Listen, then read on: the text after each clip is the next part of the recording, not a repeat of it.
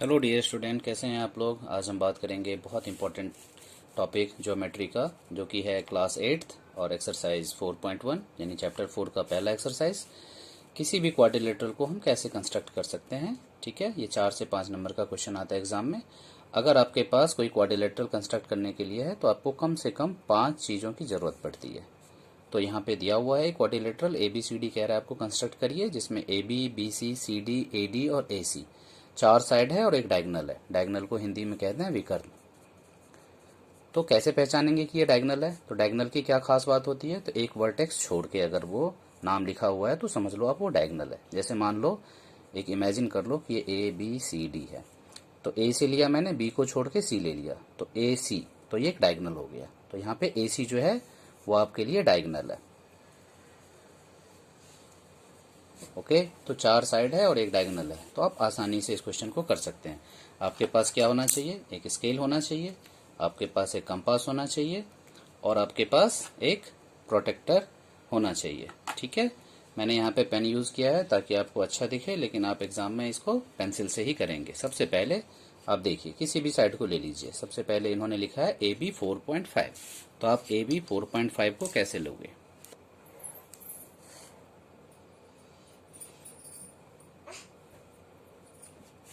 एक लंबी लाइन खींच लेना और एक पॉइंट ले लेना, इसमें आपका गलती होने की संभावनाएं कम रहती है। 4.5। ओके, फिर आपका BC है, BC है 5.5। तो आप कंपास से 5.5 क्या करो, मेजर कर लो, नाप लो।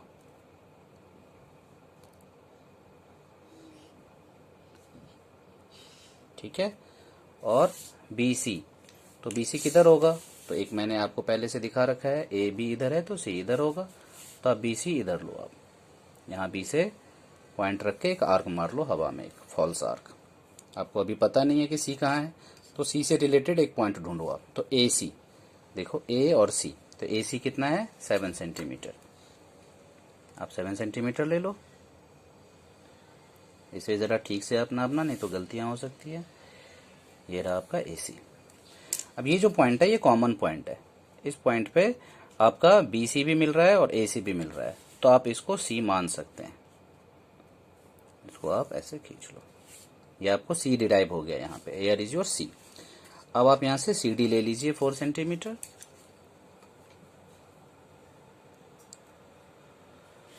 ये रहा सी, यहाँ से एक सी और डी, डी इधर आएगा, और फिर ए डी है 6 सेंटीमीटर, तो आप 6 सेंटीमीटर ले लो। ये रहा 6 सेंटीमीटर। तो ये जो कॉमन पॉइंट आ रहा है आपका, ये क्या है, ये है डी। आप इन सबको आप मिला दो।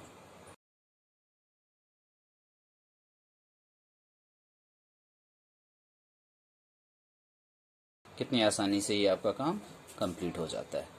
तो इसका आप स्क्रीनशॉट ले सकते हैं। आप देख लीजिए इस क्वेश्चन को। नेक्स्ट क्वेश्चन देखते हैं।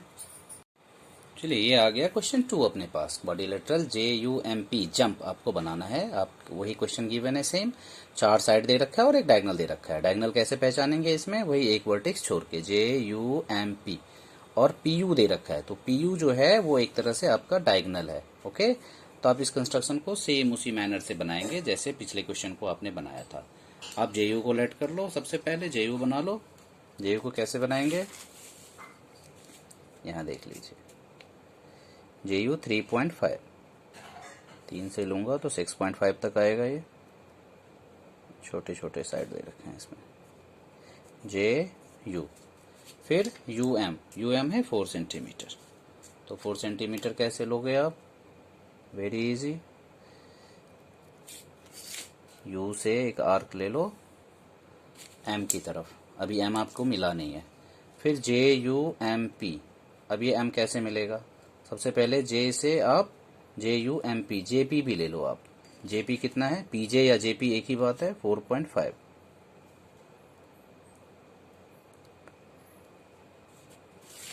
तो ये रहा आपका J से P, JP। ओके, अब U से लेके आप P को डिराइव करना है, तो यहाँ से देखो PU दे रखा है आपको 6.5। डायगोनल हमेशा थोड़ा सा बड़ा ही रहता है क्योंकि वो क्रॉस जाता है। ये रहा 6 पॉइंट। U से आप मारो तो आपको मिल जाएगा P। क्योंकि ये कॉमन पॉइंट है किसके बीच में, जेपी और यूपी। ठीक है, तो ये आपको पी मिल गया। अब पी से लेके एम आप मार सकते हो। ये देखो एमपी दे रखा है 5 सेंटीमीटर, पी मिल गया, तो पी से आप एम को आराम से आप कर सकते हैं काम। ठीक है, मेथड वही है सेम। ये लो, ये जो पॉइंट है एम है, अब आप आसानी से इन सबको मिला दीजिए।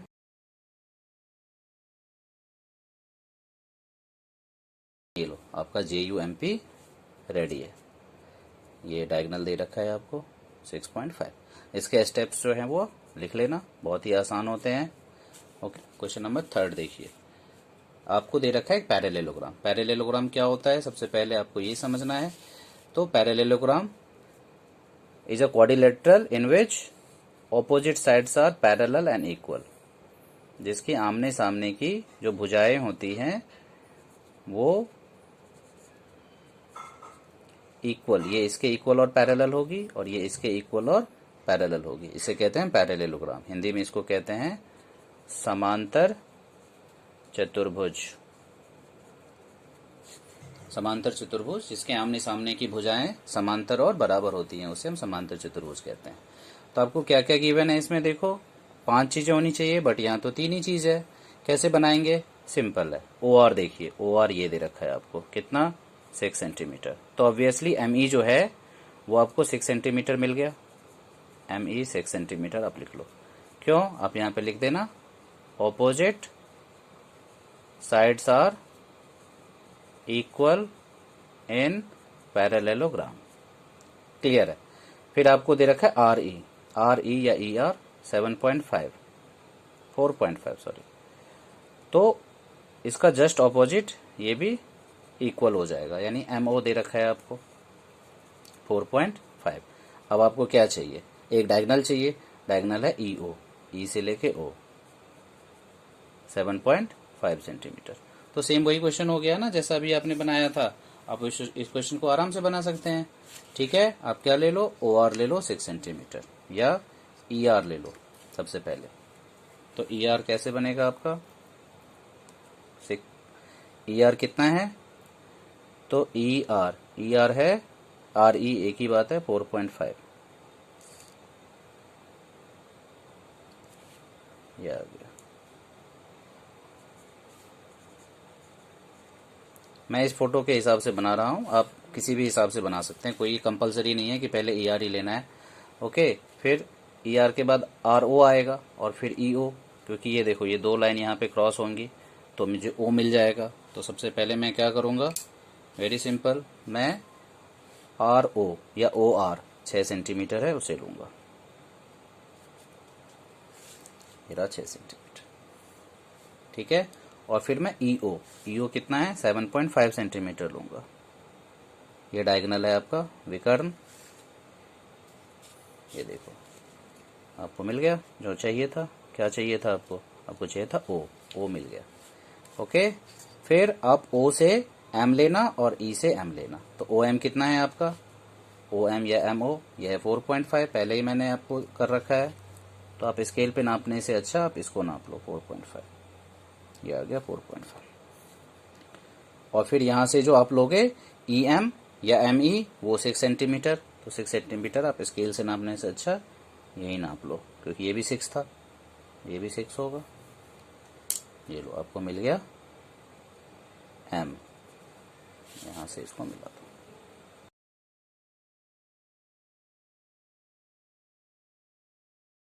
ये डायगोनल इसमें आपको ऐसा दे रखा है।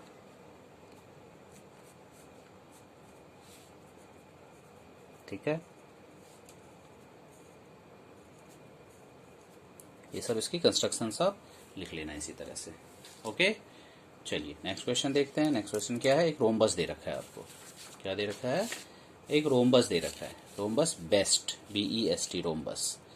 ठीक है, जिसमें 2 साइड, एक साइड दे रखी है और एक डायगोनल दे रखा है। क्योंकि रोम्बस का मतलब क्या होता है, rhombus is a parallelogram in which all sides are equal and diagonal bisect each other at perpendicularly. तो डायगोनल में एक साइड अगर 4.5 है तो आपको पता है सारी साइडें 4.5 होंगी। तो 4 साइड तो यही मिल गई। और ई टी दे रखा है आपको, जैसे आपने लिखा BEST, तो ई टी, ये देखो एक छोड़ के एस छोड़ के टी है, तो इसको बोलते हैं डायगोनल। तो ये आपका डायगोनल है, और ये सारी साइडें इक्वल होती हैं। ठीक है, all sides are equal in a diagonal. आप इसको ऐसे ही सुलझा लो। आपके पास क्या नहीं था, आपको बस रोम्बस की डेफिनेशन पता होनी चाहिए थी, तो आप ये क्वेश्चन सेम उसी तरह से कर सकते हो। ठीक है, 4.5 लगता है एनसीईआरटी वालों को 4.5 से ज़्यादा ही प्यार है। सारी साइडें 4.5, तो स्केल की ज़रूरत नहीं है, आप यहीं से नाप लो, इधर भी और इधर भी। ठीक है, उसके बाद ई टी है 6 सेंटीमीटर। अब 6 सेंटीमीटर ले लो, 8 से लोगे तो 2 तक जाएगा, ये रहा। अब ये जैसे ही मिल गया आपका, तो यहाँ से भी आप 4.5 कट कर दो, ये लो आ गया आपका BEST, मिल गया। हर जगह 4.5 हो भी सकता है, नहीं भी हो सकता है। स्क्वायर को हम रोम्बस कह सकते हैं, रोम्बस को स्क्वायर नहीं कह सकते, क्योंकि ये दिख रहा है आपको 90 नहीं है। तो ये 6 सेंटीमीटर है। क्या किया मैंने, BE लिया 4.5, BE से 4.5 इधर भी, और B से 4.5 इधर भी, फिर मैंने BS मारा। ठीक है, ET दे रखा था ना आपको, ओके कोई बात नहीं, आप ऐसे इसको उल्टा लिख लो, तो ये बात वही घूम फिर के आ जाएगी। ठीक है, यहाँ अगर E रहता तो यहाँ T आता। ओके, तो आपने ये E अगर है तो ये T होगा, इसको B लेट कर लो, BEST। तो BE लिया, ET, BEST।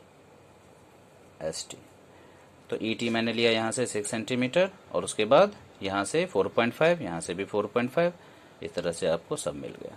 तो इस तरह से ये रोम्बस भी आपका कंप्लीट हो गया। ओके, तो ये चलिए बनाते हैं एक बहुत ही अमेजिंग और बहुत ही इंटरेस्टिंग क्वेश्चन। आपको एक स्क्वायर बनाना है जिसमें से सिर्फ एक डायगोनल आपको दिया हुआ है 6.8, कुछ भी और नहीं दिया हुआ है। कैसे बनाएंगे, कितना। सबसे पहले आपको एक प्रॉपर्टी याद होनी चाहिए स्क्वायर की। प्रॉपर्टी क्या है स्क्वायर की और रोम्बस की भी, कि इसके जो डायगोनल्स होते हैं ना, वो एक दूसरे को परपेंडिकुलरली बाइसेक्ट करते हैं।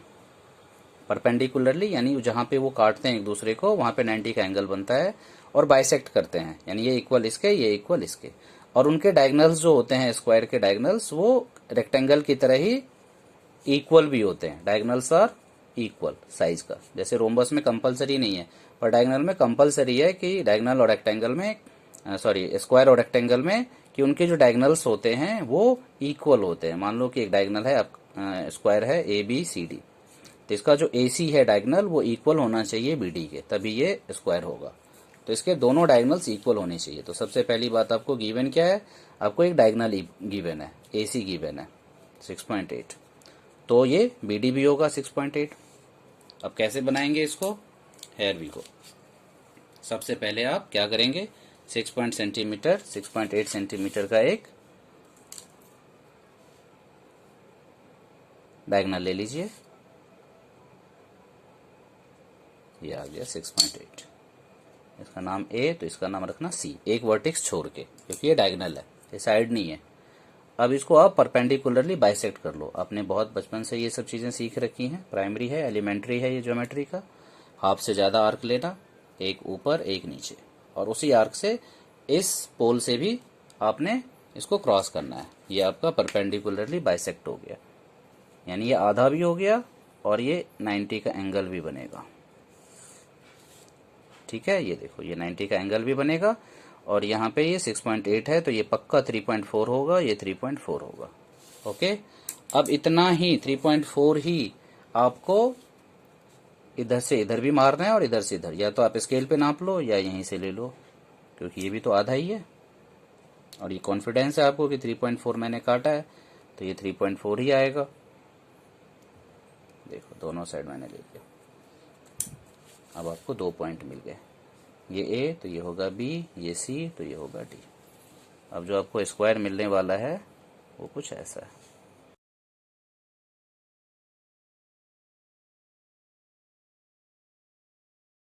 फॉर्मूला होता है डायगोनल जो होता है स्क्वायर का वो होता है √2a। तो a निकालना है आपको, अगर साइड निकालना है तो आप डायगोनल को √2 से डिवाइड कर दो, ठीक है। यानी इसमें AB equal to BC equal to CD equal to AD, और हर एंगल 90 का होगा।